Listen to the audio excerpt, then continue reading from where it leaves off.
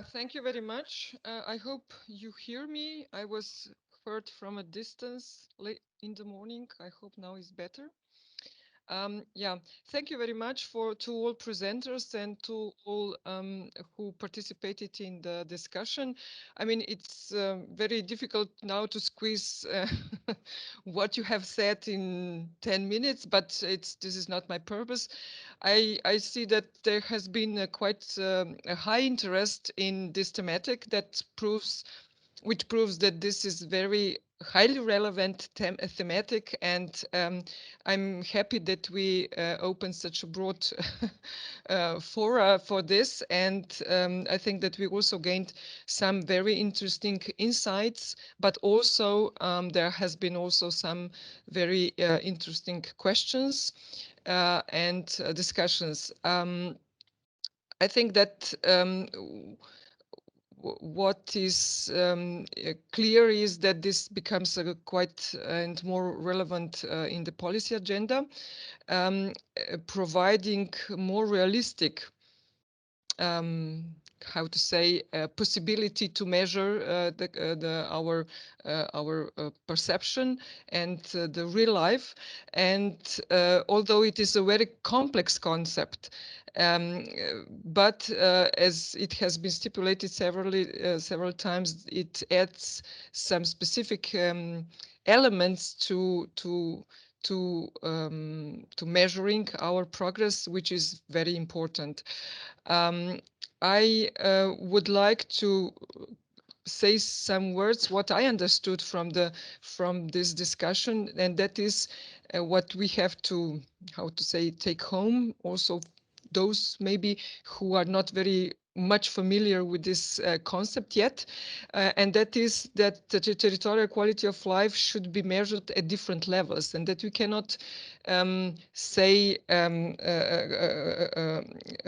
sufficiently measure it on only one level. And for this, it is important to include also, and will help a lot, also this so-called citizen-centric approach, both for validating of indicators on one hand, and on the other also to provide some additional insight what is important and what should be measured. Um, we encountered also during the discussion and during listening to the case studies some data issues, and that there are gaps and in data on different levels and so on, but also the possibilities, how can we complement them, how can we uh, come to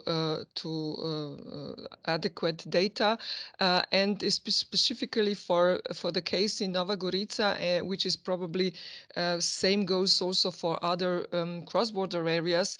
There in cross-border areas which are uh, not so close, but where the common planning and the common approach is very important for quality of life. This is particularly important to set somehow this to solve the data questions, and to have this in mind also in future, how to address this. We wanted to, and we did address the policy embedding, and I was impressed by very complex system, Welsh complex system of this embeddedness of the quality of life into the policy and into the institutions. Um, and what I understood, and I think it's important, that it would be very wise to have a strategic framework for the quality of life that can also be followed by other policies, um, either sectoral or policies on regional policies and policies on lower levels, uh, um, that are subordinated to them, to this strategic framework. What regards the citizen approach, I thought I found very interesting examples of tools that are already using for in the Welsh system, but also this idea that has been outlined in the ESPON project, Quality of Life, of living labs accounting practice, and I'm looking forward, and I think that this could really be interesting. How to say, follow up of the whole applied research to show really how this can be used and implemented in real terms. So I'm looking forward also for this spin-off project that is foreseen for this cross-border area mentioned by Sandra Di Biagio. I think I will. Yes, the young people have been mentioned already, and I agree very much that, I mean, our future, we are counting on young people, and we are working for younger generations. But of course, without having involved them in these processes, this is not very promising. So we should find also maybe within these living labs also the possibility to involve them.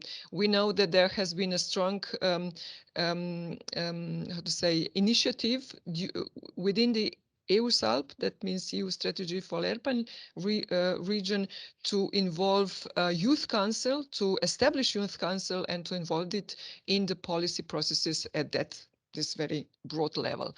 So we can think of something similar. Yeah, thank you. I would leave now a word now to Carlo. Thank you all. You have to open the microphone.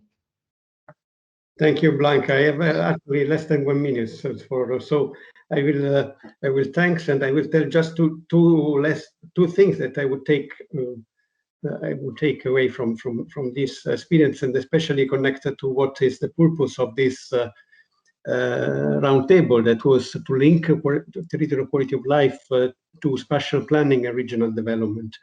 In that respect, I was impressed. I think it will remain a very good idea for us to go ahead, in particular by what Maya Simonetti said about her vision of what is important: public space, people in public space, transport, and access to services in terms of territorial elements that are of quality of life that are connected to spatial planning. I think that is a good hierarchization, I mean, of the topic that we can take as one of the core elements to attach to continue to develop the connection between quality of life and spatial planning in general. And the other thing that I would take away was the observation that, if you like, it may seem banal, but for those that are living there, it's not banal at all, from TEA, the fact that basically the border is severing possibilities for the people living in the same area of doing things.